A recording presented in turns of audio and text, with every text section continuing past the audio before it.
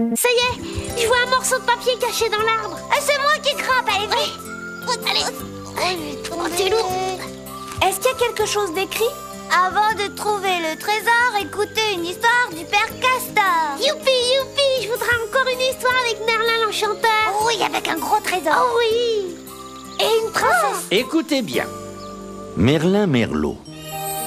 Au jour de l'an, le pauvre bûcheron Jeannot Blanchet reçut la visite d'une pie qui n'était autre que l'enchanteur Merlin.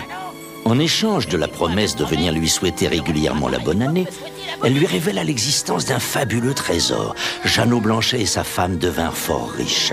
Cette richesse bouleversa la vie de la famille Blanchet. On vit Jeannot passer ses journées à vider des chopines et Jeannette s'acheter robes de brocart et coiffes de dentelle. Ils achetèrent la plus belle maison de la ville.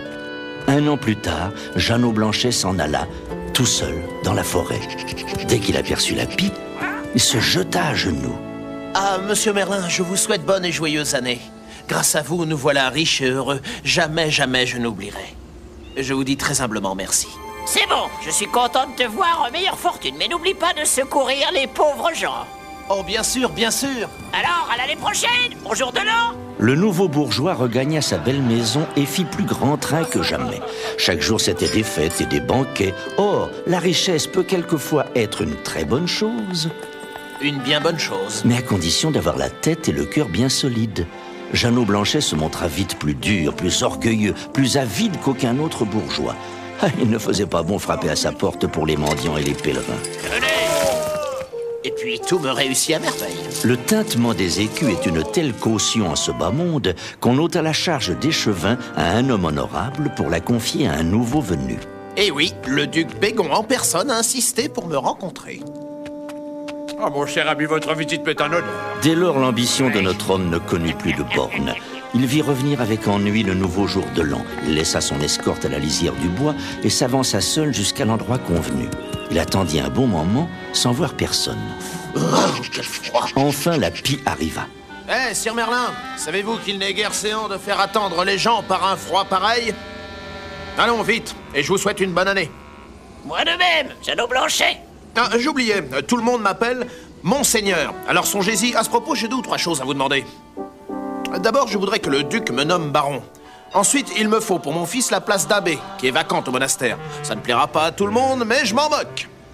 Enfin, ma fille Annette est un excellent parti pour le fils du duc. Je désire que ma fille soit duchesse. Ah, rien que cela. Tu vois grand? Eh bien, c'est entendu.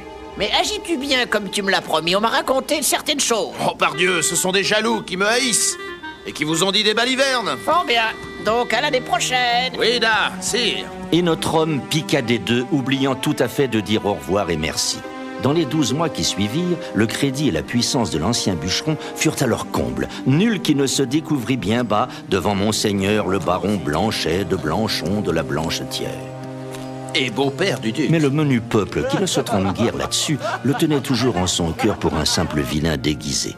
Revint le temps du rendez-vous avec Merlin. Dois-je vraiment y aller? Est-ce vraiment la place d'un si puissant baron?